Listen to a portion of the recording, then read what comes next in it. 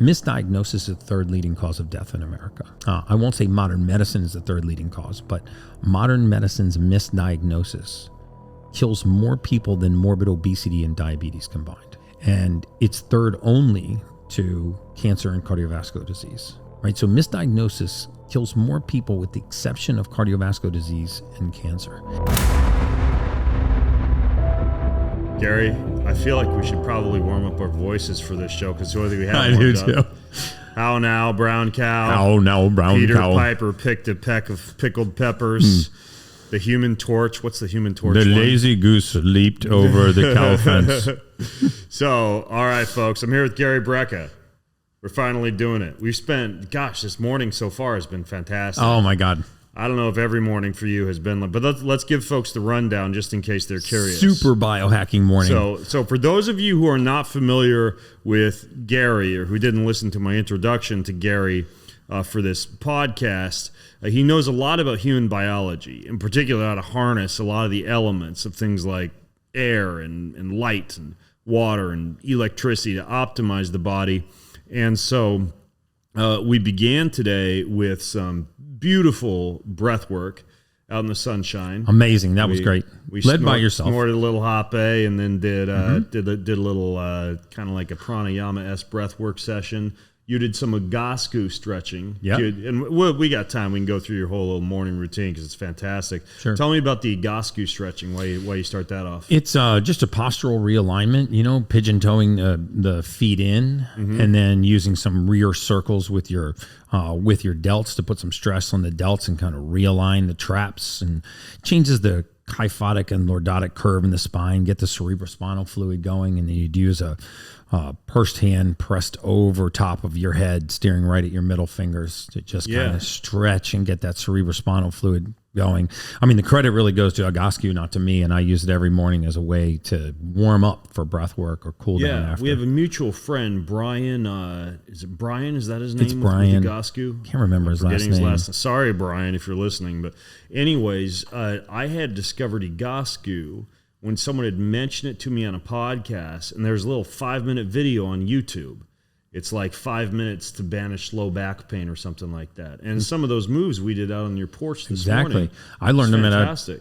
I went to a Tony Robbins event, and then afterwards I met Brian. Yeah. And Brian gave me just some simple realignment techniques to use on a daily basis, and I've used them every day since. Well, Brian taught my sons, my twin sons, how to do some of these exercises. And we went to a Tony Robbins event in New Jersey, and where we're sitting out there, with whatever 50,000 people in the stadium, and he asked if the Greenfield boys can come up. They were like 9 years old. And they got up there on stage with all the flash bulbs in the arena, and I still have a little video of it. They're up there on stage leading the whole arena through the Egoscue exercises. Yeah. And I still throw them. I don't know about you, but I do little movement snacks throughout the day. I do too. I believe in snacking on exercise. Yeah. I think that's just one of the greatest tools. Yeah. Just to stay mentally clear and alert and physically focused. I say physically focused too, because if you're not in physically good shape, or your body's tired, your mind's tired. Yeah. So snacking on exercise throughout the day is an amazing way to just keep a level of clean, clear, cognizant, kind of waking energy sustained throughout the day. Yeah, and even though we'll get into some of the sexy biohacking technologies, you got some amazing tools sprinkled around your house that I think people will absolutely be intrigued with.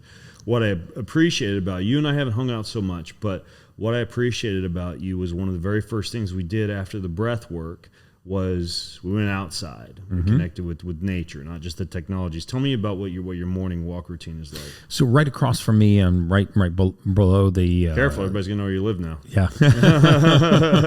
1000 Museum in Miami. But right across is a huge open-air park. It's got a dog park in the middle, museums on either side, and 2/3 of it surrounded by water. So in the mornings, I go out there, take my shoes off, and I do these squares around the park. And I call it 4 corners. And at each corner, I just do a different basic exercise, some of which I learned from you this morning. But an air squat, a stretching move, a push up, a static squat hold, a plank. And at each one of those corners, it makes the walk go fast. It breaks it up. You're not crushing your body. It's a great way to wake up.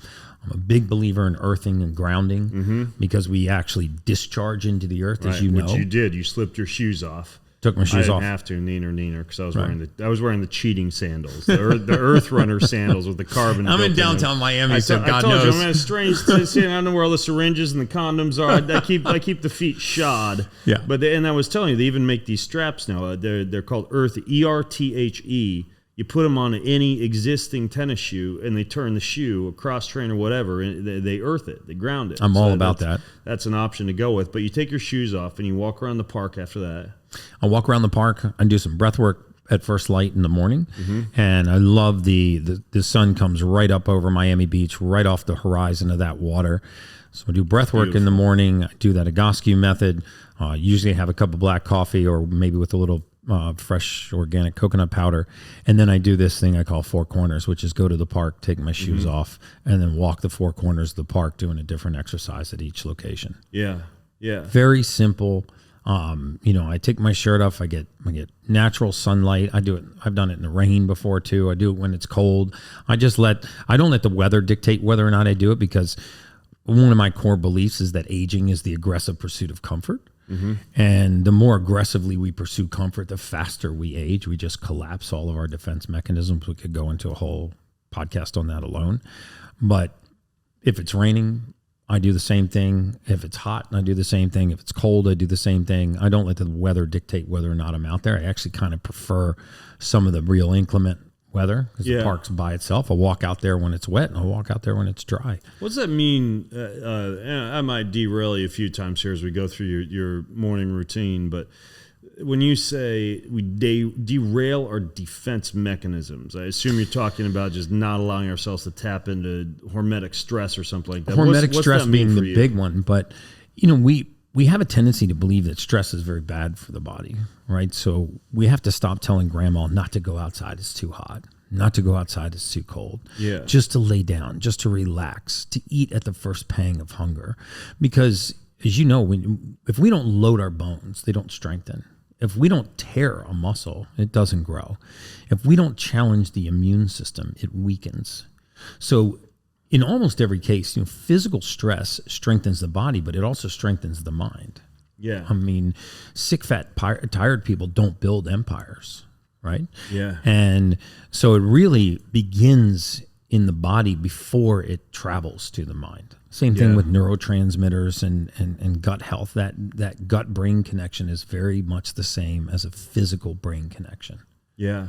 And so I believe that healthy hormetic stresses, thermal stresses, weight-bearing stresses are very good for the body. I mean, you want to live a long time, and I happen to have a core competency in the science of longevity and mortality. Lift heavy weight and stress the body on a regular basis. Yeah. When you talk about your history in the science of mortality and longevity, and don't worry, we'll get back to some of the other cool things that we got up to this morning after the walk. But I would love to hear a little bit more about what got you interested in this. Because before I came to Miami, you and I talked on the phone. And I always thought you were just some biohacker who was interested in the body and, eventually took all the things you learned and started to do with other people. But you had a very interesting start. You were in insurance adjusting or something like that? A very specific area of insurance, which was the science and the predictability of mortality. It's called probabilistic mortality modeling. Okay. So, if we got 5 years of medical records on you and 5 years of demographic data, we could tell the insurance company how long you had to live to the month. You see, because the database... To the month. This wasn't like methylation clocks and Horvath aging and telomeres. This was just looking at epidemiological data. Epidemiological data, but with the one thing you have to remember that insurance companies have that no other clinical study has, no other medical enterprise has, no other published trial has, no medical enterprise of any type has, is that they know the day, the date, the time, the location, and the cause of death for everyone that they've issued an annuity, a life insurance, or a reinsurance policy on, even a reverse mortgage. Wow. You wouldn't believe the number of financial services products that are actually based on how many more months you have left on earth. And so when you have the endpoint, you can trace it back to causality. You see, in a clinical study, we know that, for example, obesity shortens your lifespan by X number of years. Type 2 diabetes shortens your lifespan by X number of years. This is all data that's used on actuarial tables. How do we put somebody on an actuarial table? But when you talk about specific mortality, they have tens of millions of deaths, and they trace that endpoint back to its causality. If this database could see the light of day, it would permanently change the face of humanity. It would upend modern medicine in a way that would absolutely be catastrophic. And that information is like private? The insurance companies are the polar opposite of Google and Facebook. They collect voluminous amounts of information, but they don't share it with anybody. They use it to price financial service products against you. I mean, think about it. If they're going to take out a $25 million or $50 million life insurance policy on your life. We're talking like a term life insurance policy? We're usually talking about universal life policies that are going to last until the day that you die. Right? Okay. So they don't expire after 10 years or 20 years. And they're trying to predict when that date is going to occur so that they don't get stuck with the bill. Exactly. But if you think about it, they're taking $25 million or $50 million worth of risk on one variable. There's only a single variable that matters, and that's how many more months do you have left on Earth? How many more months are they going to predict they're going to collect that premium? Okay. And you're working for one of these companies? I was actually working for multiple companies. So we did life expectancies, and we did these probabilistic models to basically take a portfolio of life insurance that one life insurance company was going to acquire and let them know if the mortality predictions were accurate or not. Okay. Because think about it. If you put $25 million worth of risk on somebody's life and you don't collect enough premiums to offset that risk because your mortality prediction was wrong. A shitty business model. It's kind of a really shitty business model. And if you want to know how accurate they are, just look at the last financial services crisis. We had 364 banks failed. Not a single life insurance company failed. Not one. Really? Not a single life insurance company failed. This is how accurate and well-reserved they are because they have perfected the science of mortality. So what'd you find out? If I was to boil my entire career down to one sentence, I say this all the time, it would be that the presence of oxygen is the absence of disease. Presence of oxygen is the absence of disease. Yes. We did not find a single disease etiological pathway that did not either have its roots in the absence of blood oxygen or was not severely exacerbated by the absence of blood oxygen. Can you give me an example? Hypoxia, all cancer begins in a hypoxic environment. Type 2 diabetes begins in a hypoxic environment. Like the Warburg effect, cancer generating energy anaerobically, producing lactic acid, tissue acidosis. And then springing upon you to create that angiogenic effect to eventually provide oxygen to grow a tumor, but the genesis of that tumor begins in hypoxia. Okay. I mean, how does cancer decide where it's going to metastasize to? It looks for a focal area of hypoxia, and it sets up shop in that area. Okay. And if you look at anemia or sedentary lifestyle, these are leading causes of all-cause mortality. Sitting is the new smoking.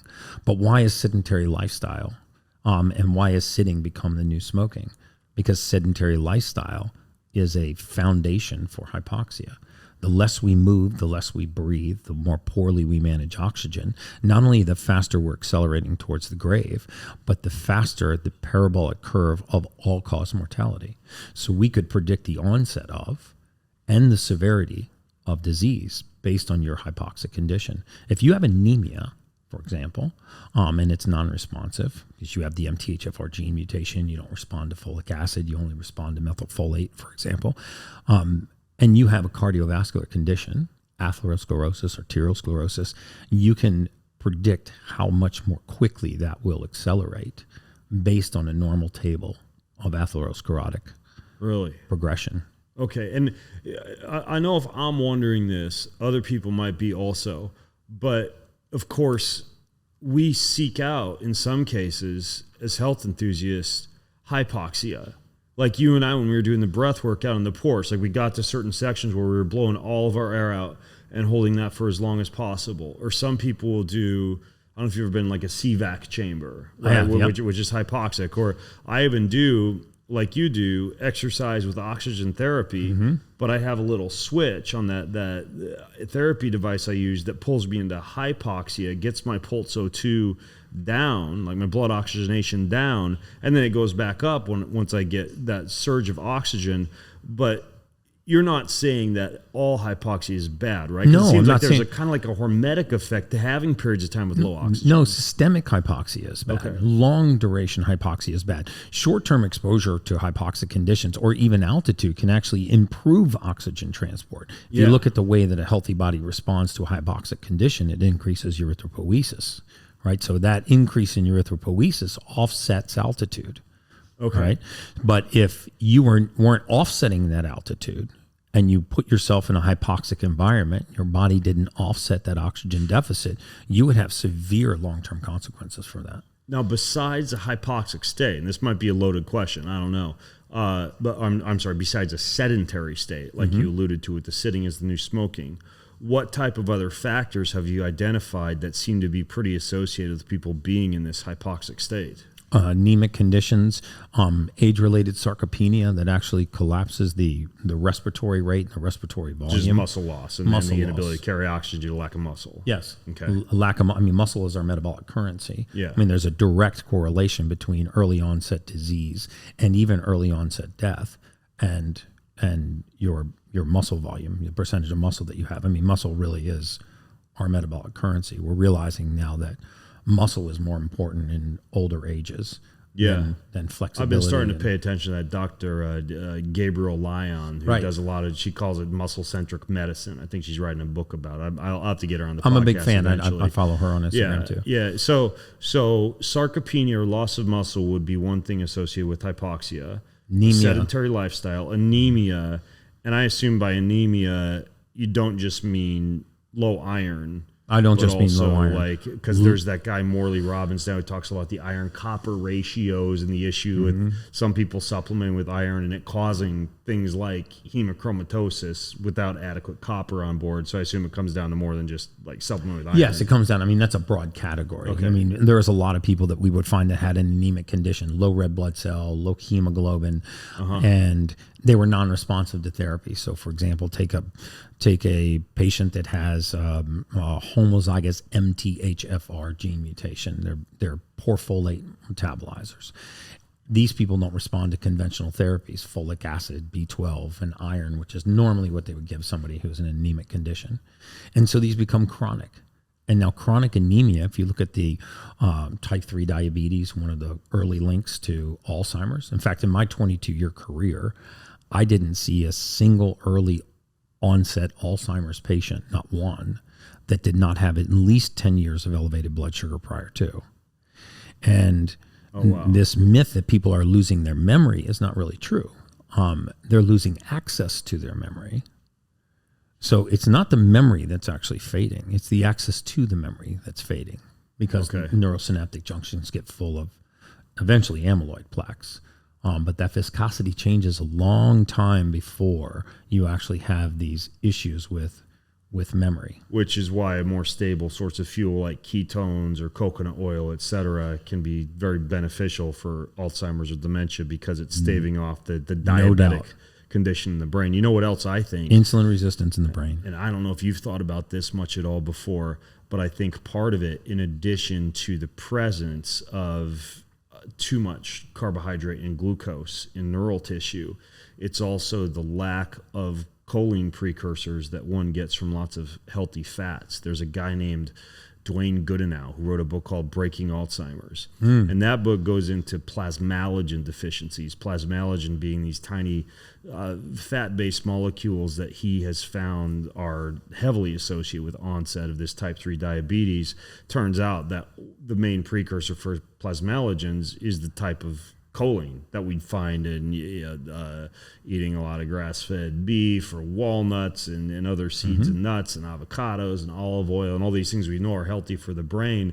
So it's kind of like that 1-2 combo of sugar excesses and plasmalogen deficiencies that seems to result in this type 3 diabetes onset. No question. And so back to the oxygen piece. So we got a sedentary lifestyle. We got sarcopenia. We have some form of anemia. Not necessarily everybody needs to go rush out and buy iron, but something related to MTHFR or iron copper or it's why I put raw liver in my smoothie every morning, which I'm gonna get you on the bandwagon for. I'm not quite there yet. I made you a smoothie this morning. I feel pretty good right now. So we'll get to the smoothie eventually because we got back from the walk and we eventually got to that.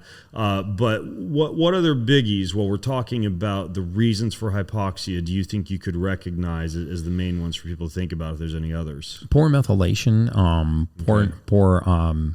poor use of mitochondrial nitric oxide and oxygen at the mitochondrial level. Okay. And if you look at older ages and respiratory volumes, one of the things that we would look at is how well they ambulated. So if you take a patient that had, we had what was called morbidities and comorbidities. Okay. So if you had a certain disease condition, if you had type 2 diabetes and you would get a debit. If you were morbidly obese, you would get a debit. If you were hypertensive, you would get a debit.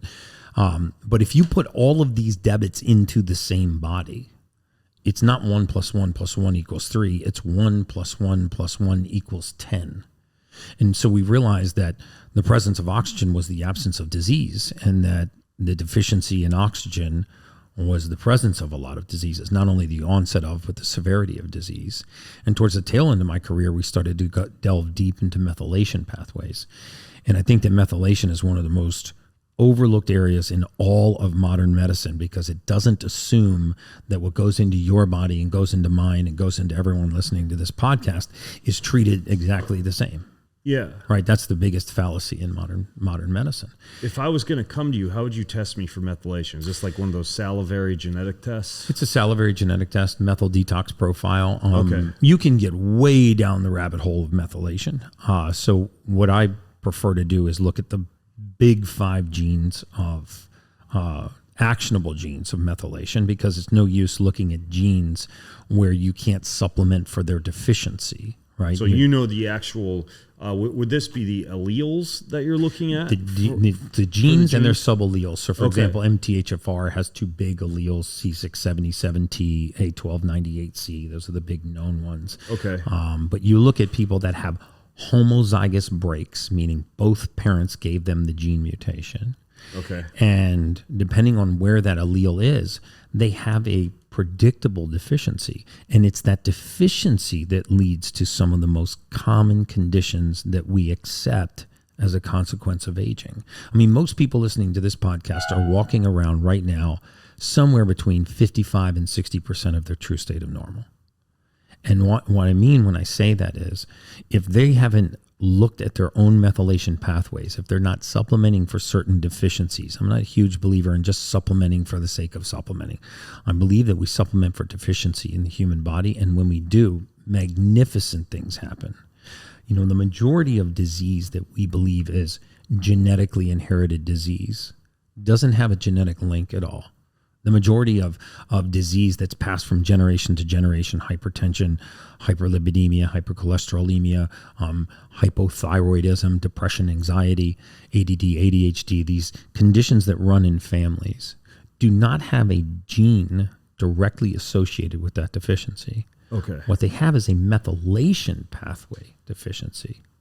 Okay. And so what this means is they can't refine a certain raw material. They can't turn folic acid into methylfolate. Now they have a deficiency in methylfolate. Which is why if you're having like a multivitamin or a cereal fortified with folic acid, it could be doing you more harm than good. The worst thing, most people don't even realize that folic acid is an entirely man-made chemical, right? You can't find folic acid anywhere on the surface of the earth. It doesn't occur anywhere naturally in nature. Neither does, the most common form of B12, right? Cyanocobalamin. Hydrogen cyanide-based B12. 3 forms of B12 occur naturally in nature: the adenosyl, the hydroxy, and the methyl.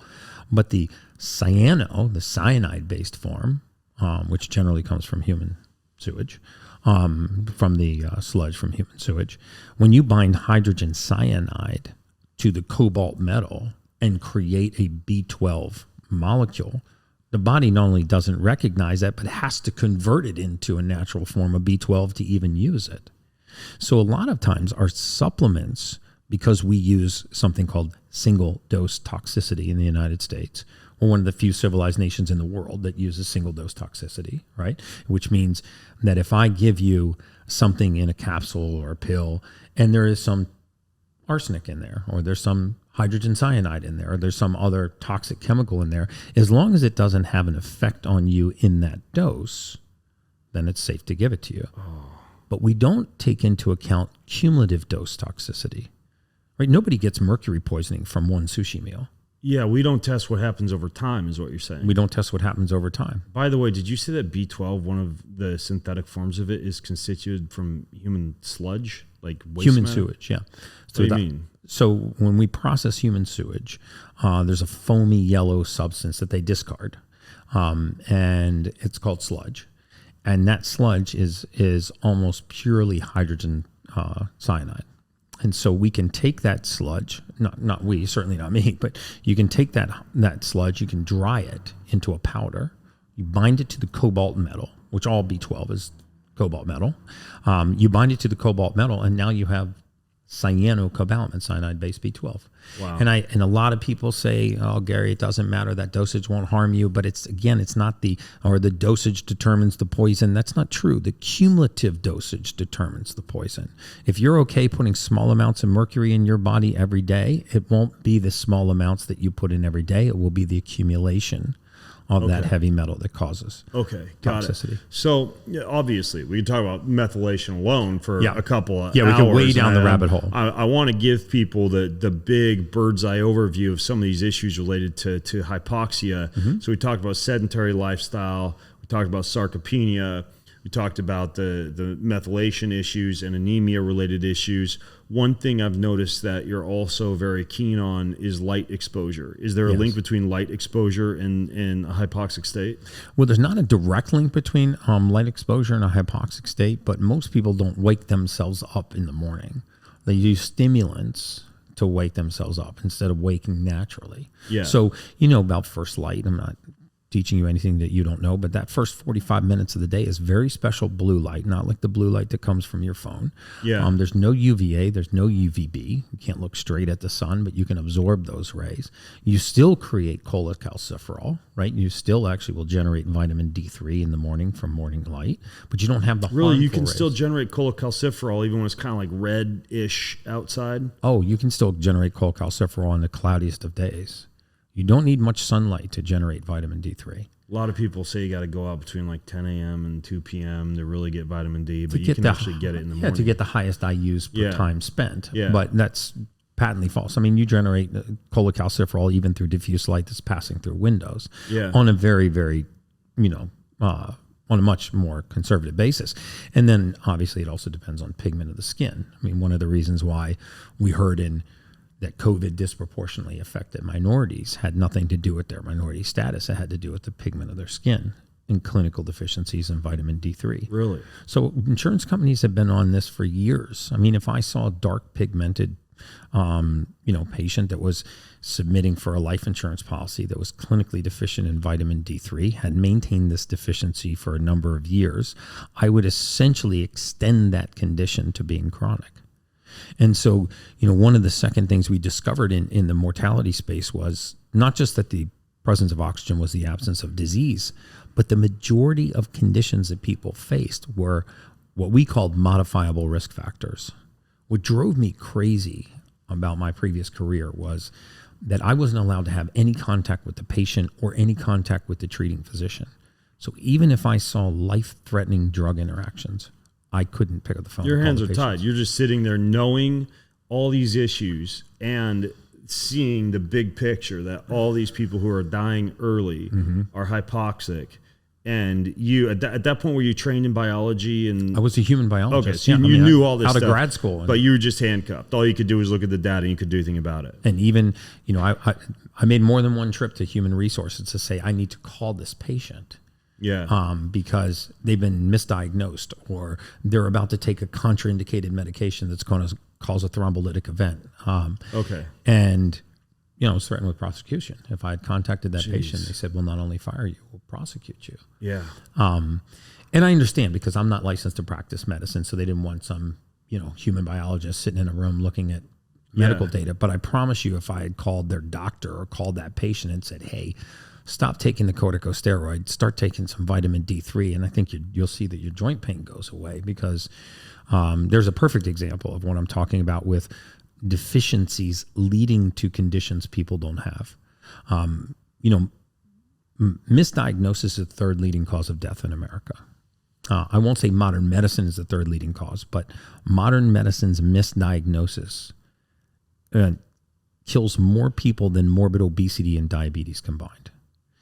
And it's third only to cancer and cardiovascular disease, right? So misdiagnosis kills more people with the exception of cardiovascular disease and cancer.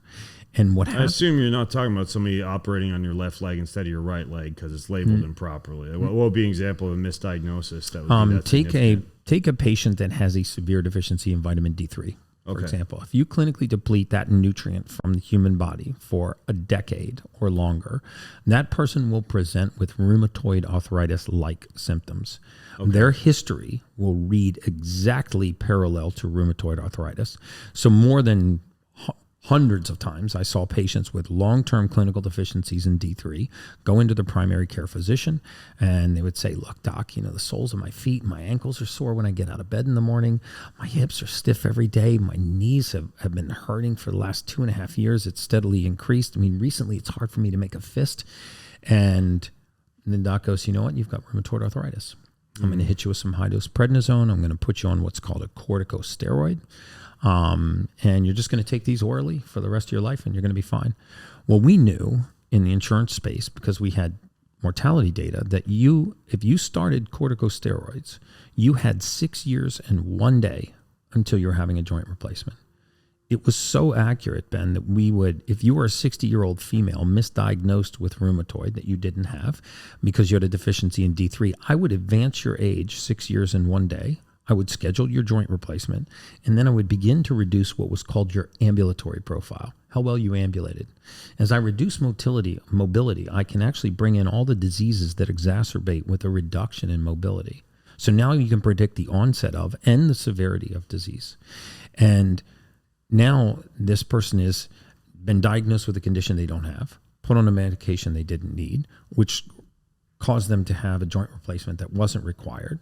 That reduced their ambulation, and it brought all-cause mortality closer from the future. Yeah. So now they were dying of conditions they never should have had because they had surgeries that they never needed, from medication that was never required, from a diagnosis that was based on their history. That's interesting. Back to muscle-centric medicine. This is a study that I saw a couple of months ago. I don't recall what journal it was in, but it was highlighting a lot of the reasons for sarcopenia. And there are multiple in the lack of lifting weights, and I think vitamin D may have been in there, et cetera. But the two biggies were low amounts of bioavailable protein, and then the other one, and this one really leapt out to me. I was like, I never really thought about it that way, but it is interesting.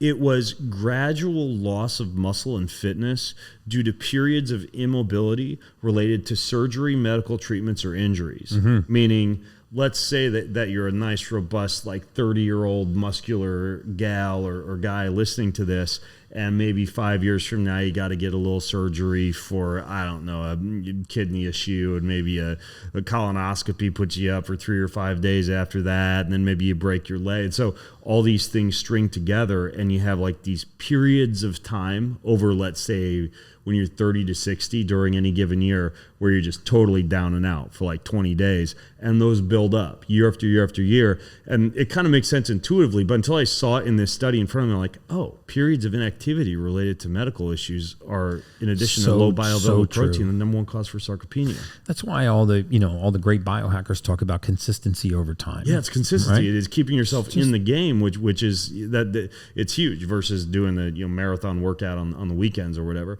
Now, I want to learn a little bit more, because I'm intrigued about where you got to where you're at now with this whole 10x health, and you're probably aware of this. You're kind of blowing up. I've been seeing you all over the place. What, you're doing is obviously working, or you're paying the right people the right amounts of money. I'm just kidding. I'm just kidding.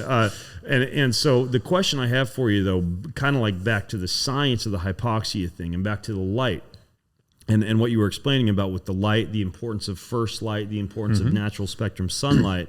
If you would have walked into my room this morning, I'm increasingly becoming like this. I'm like a red light addict, right? So, so am I. I travel with a red light headlamp, and that's the only way I use to get around the house during the day or during the morning, right? So it's all red light, plus my red light glasses, right? So my body's just basically bathed in sunrise. Even if I'm at a hotel or I got to walk down to the lobby to get a coffee or whatever, it's all red light for like the first hour of the day before I hit the big lights. Because typically I'm up around 5 or so. So my reasoning is until the sun actually comes up, I want to keep fooling my body that we're in no sun or sunrise. And then I showed you that wraparound red light thing that I have. I forget the name. It's Kineon is the name of the company that makes it. I wrap that around my neck, right? And this is in the first hour after I'm getting up. So all of the blood going through my neck and my carotid is getting blasted with red light. And then I have a little travel-based red light. People have probably seen, like Juve makes one called the Go. I have one that Dr. John Laurence gave me last week that's got the little red. And so it basically is like putting the sunrise on in your bedroom. And so I'm all red light for that first hour of the day.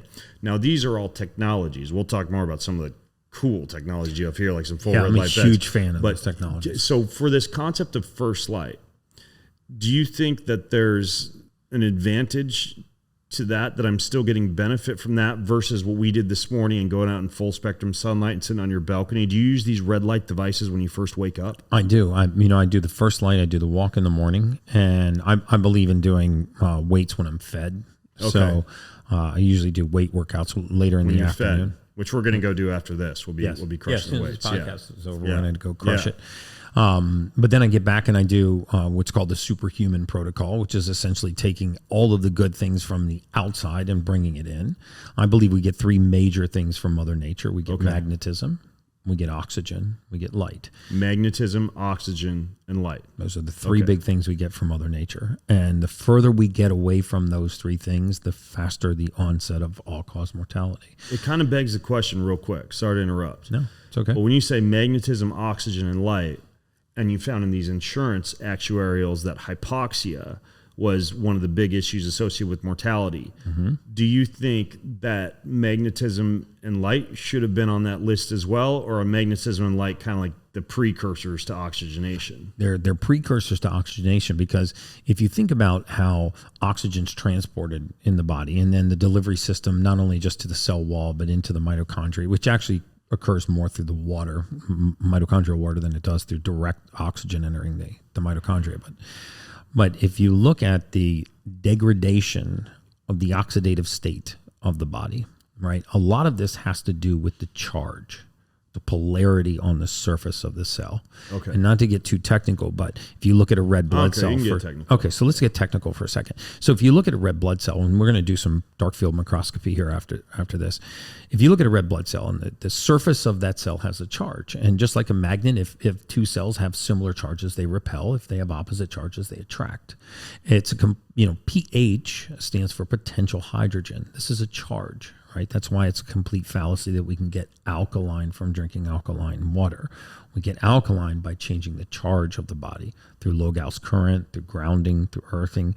Discharging into the earth or discharging through a PEMF mat, low Gauss PEMF mat, is the safest and the most natural and the fastest way to alkalize, repolarize the charge of the cellular structures in the body. I never really thought about this. So you're basically making the case that alkalization is synonymous with or linked to repolarization. No question, it's linked to potential hydrogen. That's pH. The scale of pH is based on the potential of hydrogen. So what this means is, let's say you have a group of red blood cells and they're all hanging out in the bloodstream together, and they have similar charges. And they will repel. They'll slide around like hard-boiled eggs. Right, like protons with a positive charge. Like protons with a positive charge.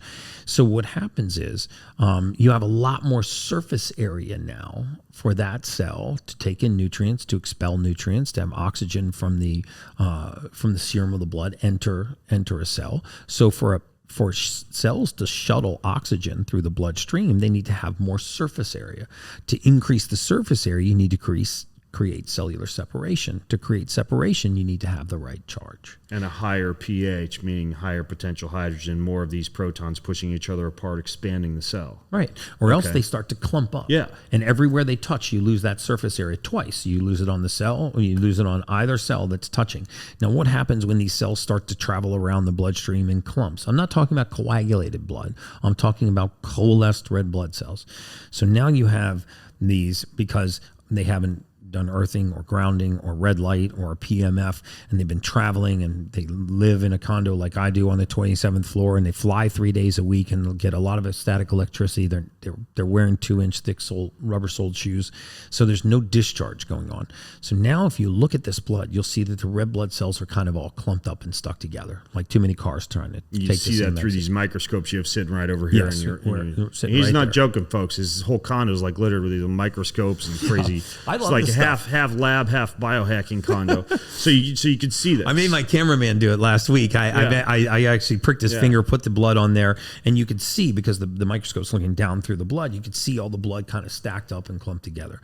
Now, you lay on a PEMF mat and take your blood 5 minutes after getting off a PEMF mat. Just do a 20-minute low Gauss session, and you'll see that all the red blood cells have separated. Now I have more surface area for oxygen, and that's why I do EWOT, exercise with oxygen therapy, after getting on a PEMF mat. Alkaline. That's why. First. I was wondering about the order, because we slept on PEMF mats last night. You're one of the few guys who have hung out with who actually has a PEMF mat under their bed. Your brand's and different in my than guest mine. bed, you got use of it last night. And your night guest bed, which was amazing. And by the way, I just realized, for those of you listening, I didn't yet tell you where the show notes are. We'll have a video of all this stuff, but it's bengreenfieldlife.com/Brecka. That's Gary's last name, BRECKA, bengreenfieldlife.com/Brecka. So by utilizing the PEMF, and of course by going outside barefoot like we did today with the earthing and the grounding, we're reducing the amount of clumping by allowing for popular depolarization of the cells. And that then allows for better oxygen flow and a more alkaline state. And would that theoretically be something that is accelerated by exposure to light photons, or is that something that allows the light photons to kind of like charge up the mitochondria better? Allows the light photons to charge up the mitochondria. Okay. So remember I said we get three things from Mother Nature: magnetism, oxygen, and light. We get magnetism from the earth, earthing, grounding. It's a very real thing. Yeah, or PEMF is, I like to think of it as like earthing on steroids. Right? Yes, it's earthing on steroids. And if you live in a condo or you spend a lot of time on a plane, you have to have a PEMF. Right? Yeah. So you get magnetism from the earth, which actually creates alkalinity. And then you move to this EWOT, exercise with oxygen therapy. So we use 95% O2 under mild oxygen, just what you did this morning, 3-minute cycle with a 30-second sprint. This will raise not only your partial pressure, essentially the volume of oxygen in the bloodstream, but it will also, your SpO2, this will also raise your pulse oxygen, the amount of oxygen in the red blood cell. And now once you flood the blood with oxygen, then under mild exercise, because we want to create an oxygen demand, then you lay in a red light therapy bed. So it's PEMF, then the exercise with oxygen therapy or some type of oxygen protocol, then it's red light. That's the gold standard. That's why we call it Superhuman. I'm going to repeat that one more time for people. That is basically, if you take nothing else from this interview, this is Gary's Superhuman protocol. PEMF, and if you don't have access to that, earthing or grounding, and then let's say you don't have exercise with oxygen therapy, you could at least do breath work. Yes. Anything that's going to introduce more oxygen to the body. We'll talk about EWOT a little bit more here briefly. And then you finish that up with red light or sunlight. Take your shirt off and get outside. And if you're totally free, if you like you don't have the money or you don't have all the fancy biohacking equipment and you're listening in, you could literally go outside barefoot or lay on your back outside. And then you could do breath work in that same scenario, do a breath work walk, and be doing that in the sunlight or finish up with red light. And that 1, 2, 3 protocol, if somebody could do that every day, they'd feel better. Oh my God, they would feel so much better. And then the biohacks stack that and concentrate it and make it more effective. Exactly. I mean, you stack it with that equipment. One of the reasons why, I started a wellness franchise 7 years ago with my fiance when I left the mortality space. It was called Streamline Medical Group. We ended up treating a patient named Grant Cardone. Grant Cardone. Okay. And Grant Cardone had such an astounding response to the therapeutic protocol we put him on that he and his partner Brandon decided to acquire us September of last year, and we became 10X Health. And so now we're 10X Health, and the idea is to take expensive modalities like, that equipment's $150,000. I mean, I don't expect anyone to put $150,000 worth of equipment in their house. You'd be surprised. You ought to meet some of the people who listen to this podcast. Okay, so if you, but anyway. so go to @GaryBrecka on my Instagram, and I'll be happy to sell you the equipment. But the idea is, if I really wanted to touch the face of humanity, really, really make an impact on mankind, it's got to be available to everybody at a reasonable price. So we're putting 1,000 of these clinics around the country, 20 in every state. And essentially, Grant Cardone has helped to bankroll that, and Brandon Dawson's helped to build the foundation for it, for us to scale, so that there'll be 20 of these locations in every state. People can come in and use it for a monthly fee instead of, paying to have the equipment in their house. Yeah. So was the whole idea behind 10X Health, and that combined with blood testing, combined with genetic testing, which I'm a huge fan of. There's lots of great genetic tests out there. We do one through Cell Science Systems. It looks at the 5 actionable genes and the sub-alleles. You can get 85% of the people, 90% of to their destination of optimal health. That's what I was telling you on our walk. I like to cut through the genetic confusion. I use one called Strategene by Dr. Ben Lynch. It identifies the 9 so-called dirty genes, like the nitric oxide pathways, methylation pathways, histamine processing pathways, etc. Because a lot of people don't need to know whether they have propensity for brown eyes or blue eyes. Exactly, or detached earlobes. Actionable data. Exactly. Yeah. So you're doing quantification as well on a pretty robust level. If someone were to come to you and work with you, or someone were to go to one of these new 10X Health systems, they're going through a whole battery of tests. They're going to go through mainly 2 tests up front. They're going to get 64 biomarkers looked at in the blood. Okay. They're going to get 5 genetic markers looked at in their genes and the alleles. In those 64 biomarkers, we're basically looking for hormone balance, glycemic control, blood sugar control, and nutrient deficiencies. Okay. And then in the genetic test, which is what I love so much because you do it once in your lifetime. It's your genes. They'll never change. So you don't have to guess at what you're deficient in. You can know what your body is incapable of methylating. Some people do better on certain forms of B12, B complexes, SAMEs, and methylated folates, 5-methylfolates. And it's astounding what happens to human beings when you just put the raw material back into their body so that it can do what it was designed to do.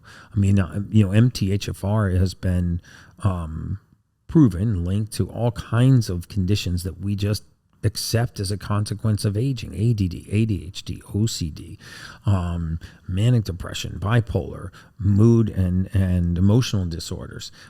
These neurotransmitters imbalances come very often from methylation. We take simple amino acids like tryptophan and phenylalanine, and we methylate these into neurotransmitters. And if methylation is broken, we have these deficiencies, mainly in our gut. But if you don't have serotonin in your gut, you can't have serotonin in your brain. Yeah. And so there's lots of books written on the gut-brain connection, but the gut-brain connection is a connection of methylation.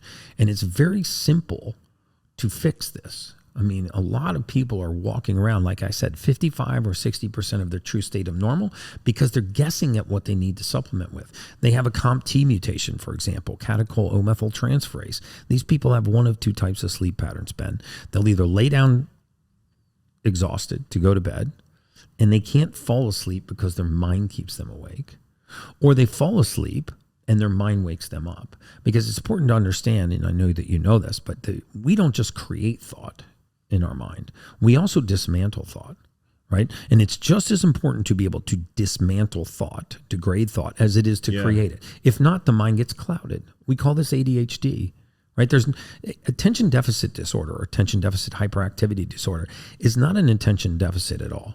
It's an attention overload disorder. It's not that people that have ADD have an inability to pay attention. They have an inability to pay attention to so many things. Yeah. And so what if we could actually degrade thought at the same pace that we create thought? You'd stop hearing people say things like, I work well under pressure. Because when you say I work well under pressure, what you really mean is I lack the ability to set priorities internally. So I use external pressure to set my priorities. Yeah. And we would be able to lay down to go to sleep, and our mind would quiet instead of waking up, right? Yeah. Because people that have a COMT gene mutation, this catechol-O-methyltransferase gene mutation, the COMT, they don't degrade catecholamines. Right. And so they have this excitatory state in the mind, but the body's exhausted. Yeah. And so they have a hard time quieting their mind.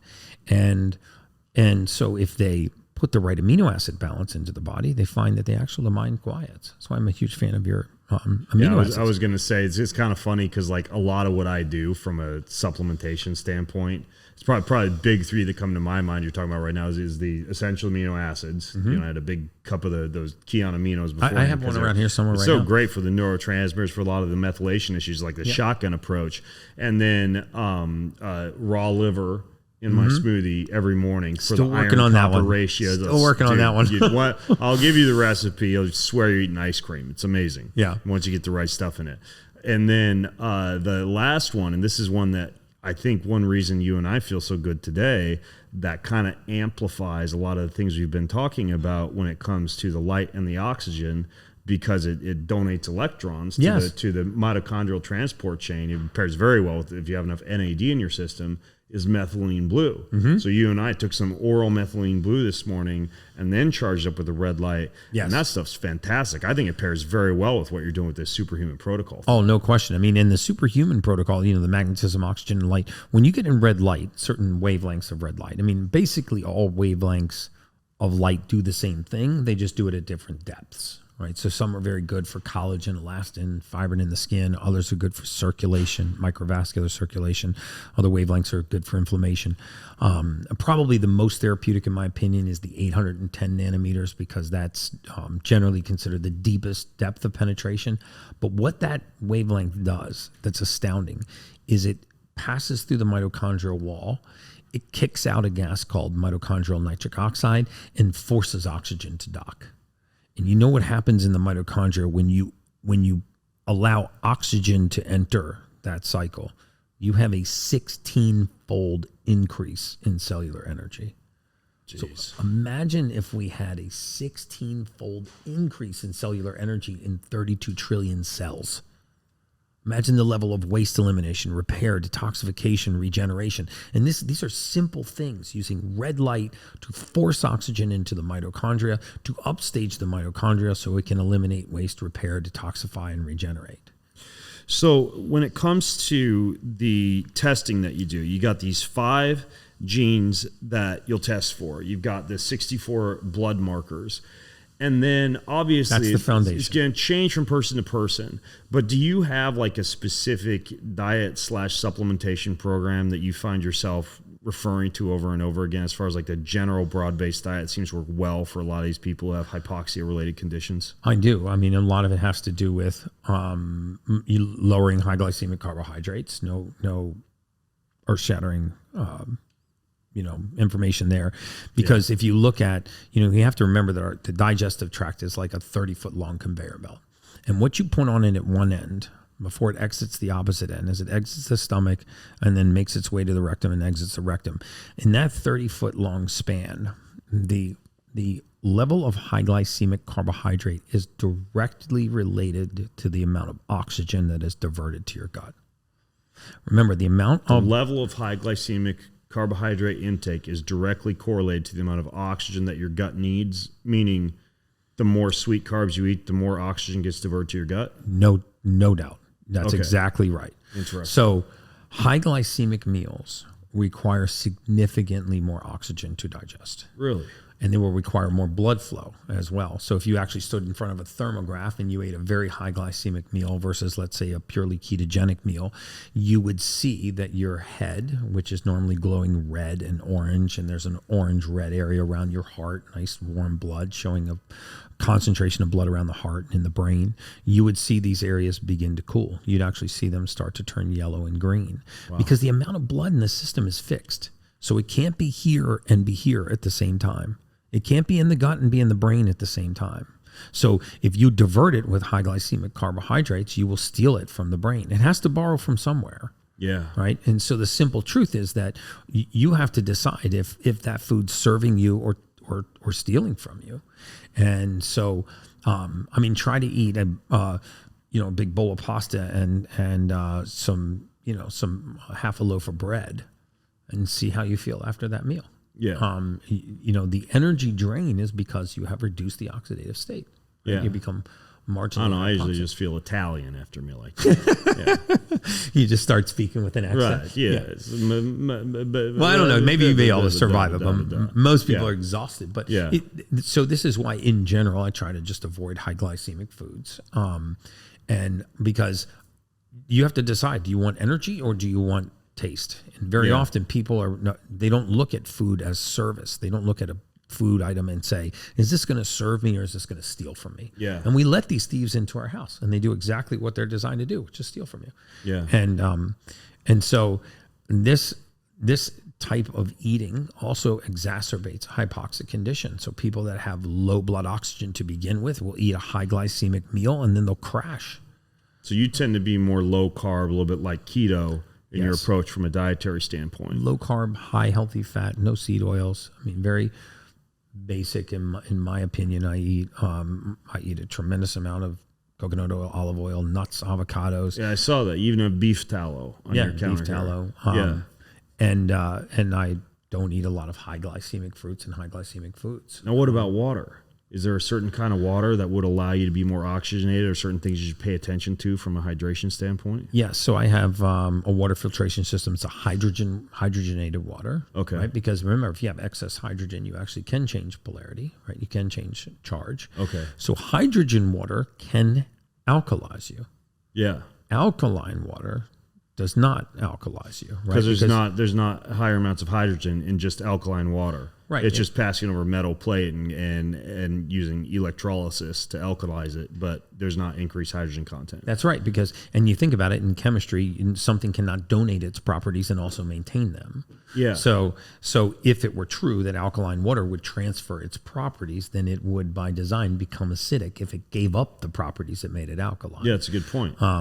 So you can't have a glass of salt water and a glass of regular water and take the salt out of one and put it to the other and still have it in its origin, right? Yeah. So this is why the alkaline water theory falls apart. Super into homeopathy or something like that. Water maintains the inflation. I feel like hope we're not getting too sciencey for these guys and putting them to sleep. And somebody, no, this is great. But the truth is that hydrogen water. I'm a huge fan of hydrogen water because it can donate properties and it improves emulsification and gut biome and all kinds of things. Is it true that you could dissolve oxygen in water? Because I've heard about that. I'm I'll tell you my experience with it, which was pretty profound because the human biologist in me says no, right? If you take if you pop a top off a Perrier, you get the, and then if you shake it up and keep doing it, pretty soon it's going to flatten out. So in theory, suspending a gas in a liquid is long term is not possible, but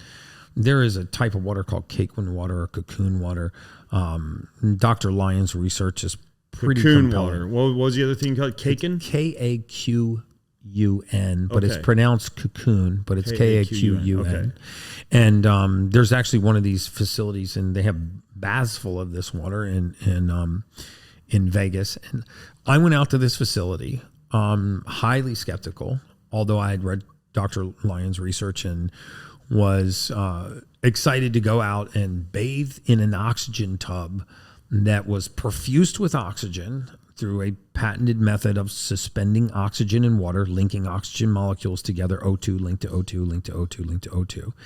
And then theoretically, the partial pressure of water on your skin is 600 millimeters of mercury. The partial pressure in the veins is about 140. So this gradient allows for oxygen. Driving it through the gradient from high to low. Yes. Driving it from by being submerged in the water. Being submerged in the water. Interesting. So when I got there, I said, okay, if this oxygen is moving from that water through my skin into my bloodstream, I should be able to measure it in a few ways, right? I should be able to measure my pulse oxygen. Yeah. It should skyrocket. I should be able to measure my partial pressure, my SpO2, how much oxygen's in my bloodstream. I should see a reduction in my blood pressure, both systolic and diastolic, should marginally come down. And my resting pulse should also fall.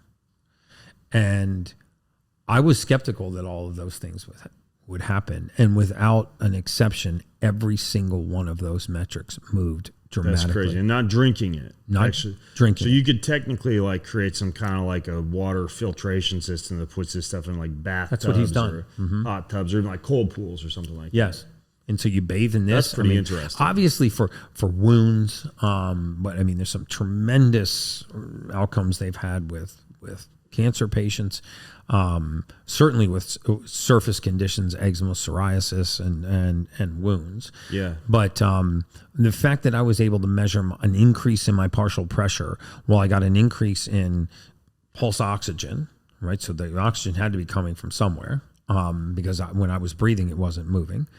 And then a reduction in my blood pressure and a significant drop in my pulse rate. My pulse rate went from resting in the low 60s, 60, 61 into the low 40s. Is this stuff available already? This ability to be able to bathe in this stuff? Yeah, you can bathe in it, and you can go to Las Vegas and bathe in this. I'll find links for you guys. For maybe you guys want to try this out. It's a cool spot. Okay, so yeah, I was telling you when we were walking, because we haven't spent a lot of time together. We've talked on the phone a few times. I finally flew in last night. We've hung out a little bit. I see that you practice what you preach. I'm not just blowing smoke. I appreciate that. A lot of guys don't. They write the blogs and do the podcast, but they don't actually do it. You having such deep experience and having all these things that we've already tried today, I don't know about you, I feel fantastic. I feel great, dude. I really do. I was saying that earlier, man. I feel freaking amazing. We did the breath work and the methylene blue and the outside walk, but then we started to use some of your biohacking technologies. And so I want to ask you a few kind of like rapid fire questions based on this Superhuman protocol, if that's cool. Yeah, fire it up. So step one is we want to get polarization occurring properly and declumping the cells through some form of grounding or earthing or PEMF. Yes. You talked about going outside barefoot. I talked about maybe putting some straps on the bottom of your shoes, using those earth runners. Obviously, it's not rocket science to get outside and be in touch with the planet. Right. Now, when it comes to the technologies that you think work really well for PEMF, what are some of your favorites for like biohacking technologies? So my favorite is the Pure Wave. I've looked at a lot of different PEMF technologies. I'm not saying that other PEMF technologies are not great. That's a mat. It's a mat. Okay. So I like that one for because I measured the low Gauss current, and we actually did some dark field testing of our own, and we actually found significant improvements in blood viscosity and also in the clumping of red blood cells, and that's visible. And then the EWAT system, exercise with oxygen therapy, I use a Hypermax, which is essentially an oxygen concentrator with a timer on it. You turn the timer on, it fills the bag. Actually, before we get to EWAT, I want to talk about that. But what about, so I've got this necklace on somewhere that you gave me that makes PM. What about portable PEMF? Because a lot of people are going to travel with the mat. I travel a lot. I want PEMF when I travel. This one I like. And there's like lightweight grounding mats, but this thing's called a bubble. This is the bubble from Centropics. Yeah, it's the smallest PEMF in the world. So in the past, I've used the Flex Pulse by Dr. William Pollack. This thing's kind of cool. You're just hanging around your neck. Hanging around your neck. 7 hertz, and it's creating a pulse electromagnetic field all the time. Okay. So you don't have to wait till you're home. You can wear PEMF, and you can have that as a mat. You could obviously travel. Grounding and earthing mats, I don't know if you've traveled with those before, but they're pretty light. Yeah, they're very light. And I was going to tell you, PEMF is pretty light too. Yeah, one thing to think about is the alternating current frequencies that go through a lot of homes and condos like this. I'm a fan of using dirty electricity filters if you're going to use PEMF or grounding or earthing mats. I just think it's smart, just so you reduce the amount of power surges. But nonetheless, you said the power wave, this bubble thing, Pure wave, and then grounding or earthing shoes, getting outside barefoot. And then you started talking about the EWAT. Tell me about the protocol we did today and what all you use for exercise with oxygen therapy, right? Yes, exercise with oxygen therapy. And we do this with a lot of our professional athletes that we're trying to get to the next level. I'm working with a lot of athletes that are playing in the league right now that are dominating their game. Some of them are very public about their relationship with me, some are not. But we are measuring their performance using magnetism, oxygen, and light, which is NSF certified. It doesn't, it's not considered performance enhancement. It's considered reparative, regenerative. And we're seeing incredible results with tissue repair, regeneration,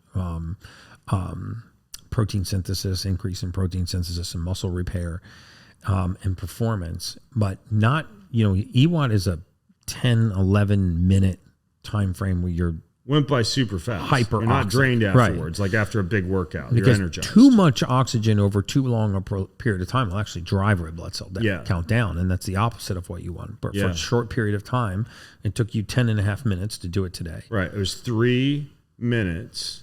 With 3 minutes, sprint. 30 seconds after each, breathing pure oxygen. Yeah, breathing, not pure oxygen, or 95% high oxygen. And it's just like you have an Airdyne bike, you have the mask next to it. I'll put pictures for folks at bengreenfieldlife.com/Brecka.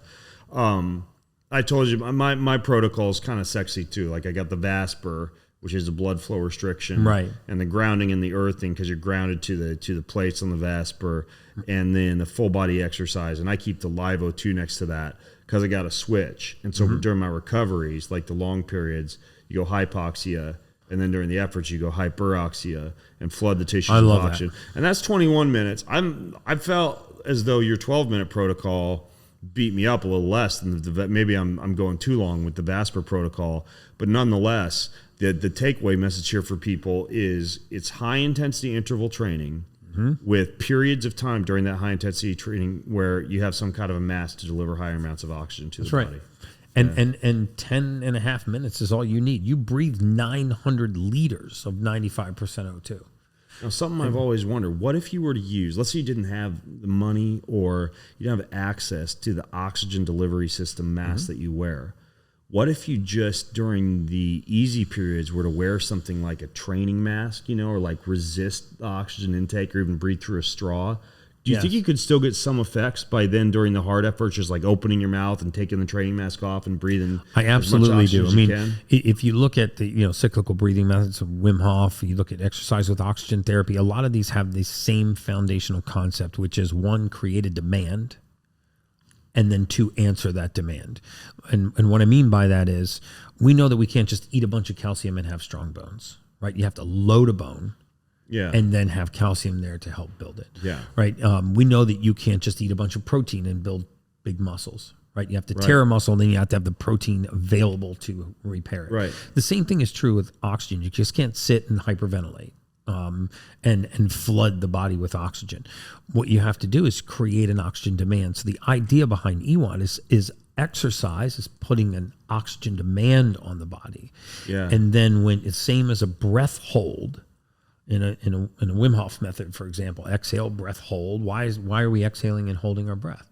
Well, you're resetting carbohydrate carbon dioxide receptors. You're actually driving the level of that gas up. Now when you breathe in, the tissues just, they take it up. So it might not be perfect, but you could basically, the way you want to think about it is this. During an exercise session, try to deprive yourself of oxygen, then throw in a few high-intensity intervals where you're just opening up the portals and flooding yourself with oxygen. And you're at least, even if you don't have the fancy equipment, kind of like going outside barefoot gives you a taste of the PEMF. Doing that will give you a taste of the EWOT. You can hold your breath and do push-ups to exhaustion. That's a great idea. And breath work. Then hold your breath and do push-ups to exhaustion, to failure. Okay. And then, breath work again. Got it. Similar now, concept. The last part of this Superhuman protocol, and I want to be sure we touch on this, is the light. Now, people have seen me stand in front of these Juve light panels. I told you about the thing I wear around my neck. You have some interesting light things. You got like this sauna that massages and does light, and you have this whole bed. Tell me about your light stuff. So the light stuff is, I tested a lot of light beds. I did like meter testing. We did mitochondrial nitric oxide testing to actually see if that light was actually kicking the gas out of the mitochondria, which you can pick up in the blood, because if the gas is leaving, that oxygen's docking. And so we use the 10X, our company. We actually acquired a stake in a distributor named Da Vinci Medical. We acquired a 50%. Da Vinci Medical. Da Vinci. Okay. Like the Da Vinci Code, Da Vinci Medical.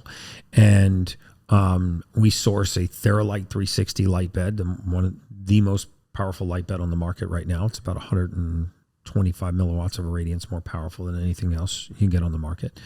It's got 45,000 light diodes. It has a top and a bottom.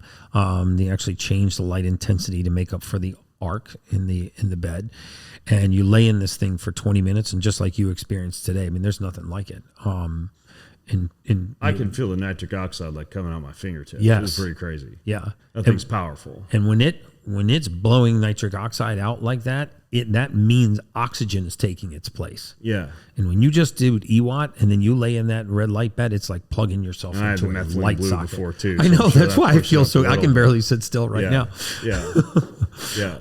And then what about the one that has the is like a sauna? Like I climbed inside it, it almost looked like one of those hyperthermic units they use in cancer treatment centers. But it's like a pod, and you climb inside, you crawl inside. Oh, that thing's like being in your mother's womb. I love that thing. It's called the Hyper T sauna, and essentially Hyper T. Okay. Right. And it's also by Da Vinci 10X. We have a version of this, and it's a pod that you get in, and you open it and you close it. There's 3 things I like about it. Number one, it's infrared, near infrared sauna. It has a massage unit, so it's actually vibrating, and it has heat. So it's not just the infrared, near infrared, but it also actually has heat vents that will heat you up while your head stays cool.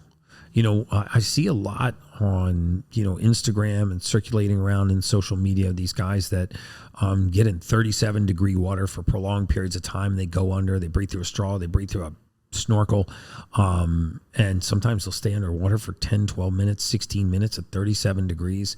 I'm not a big fan of cooling the brain off like that or heating the brain up too hot, right? I mean, when you're in a hot sauna, 180, 200 degrees, and you're in there for really prolonged periods of time, that's not necessarily the best thing for your brain. Right.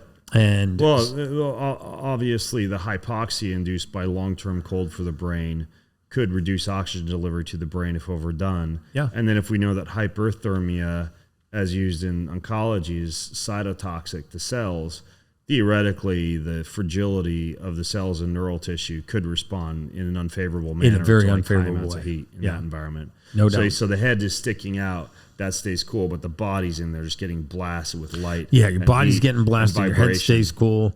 So now you get your sweat on, and then I go right from that into the cold plunge. Yeah, which we did today. Which we did today. Yeah. We actually got in there together. Yeah, good job, man. And we'll have videos of this all up for you guys. I know you probably have tons of questions for Gary. I know we're starting to run up against time here, but I'm going to put all the show notes and the video and everything at bengreenfieldlife.com/Brecka. And Gary, just to keep people a little bit intrigued here, because I'm intrigued. So from here, we're going on to do you have a special like ozone treatment or something like that yes. you do? Okay. Yeah, we're going to do ozone IV therapy after this. Ozone IV. Got one of our nurses coming over. Great for energy. Yeah. We're going to do about 65 gamma, 2 passes. Okay. And then we're also going to do some L-carnitine. L-carnosine. L-carnosine via IV. And the combination of those two is just amazing. So that's our next biohack. What's the carnosine for? So it's carnosine is actually used for a lot of different delayed onset muscle soreness, DOMS. I mean, it actually significantly reduces DOMS. It's also an amino acid that's excellent when you're doing other modalities like Myers cocktails and other vitamins. I mean, it's a readily available amino acid. It improves athletic performance. I actually just like to run carnosine on its own before I do ozone. Yeah. You feel absolutely amazing. And ozone therapy is, there's nothing novel about ozone therapy, but that third oxygen molecule is really like a missile for inflammation and free radical oxidation. That's why you feel so good after ozone. I mean, some of the clinical studies where they used it in COVID treatments and for viral pathogens are really astounding. I mean, wow. Efficacy above 90%. Wow. So we're going to do some ozone, some carnosine. And then you lift weights. And then we're going to lift weights. This guy practices what he preaches, folks. That's why I like Gary, and I'm just now getting to know him, but he's the real deal. And if you aren't following what he does, I'll link to his 10X Health Systems, his website, his Instagram, as well as the video that accompanies this show, because we had a video crew following us around, a couple of fantastic guys who filmed some of these modalities that we're doing. So I'll put that in the show notes as well. So his name is Gary Brecka with 10X Health Systems. keep your eye on this guy because he's doing some really cool things. And I really, really love his whole approach to the Superhuman protocol. Try at least that. If you take nothing away from this podcast, try PEMF or earthing and grounding. Follow that up with oxygen. Follow that up with light and tell me you don't feel fantastic. All the show notes are going to be at bengreenfieldlife.com/BRECKA, bengreenfieldlife.com/Brecka. Gary, thanks for coming on the show, man. It's been amazing. Thank you for having me. Thank you.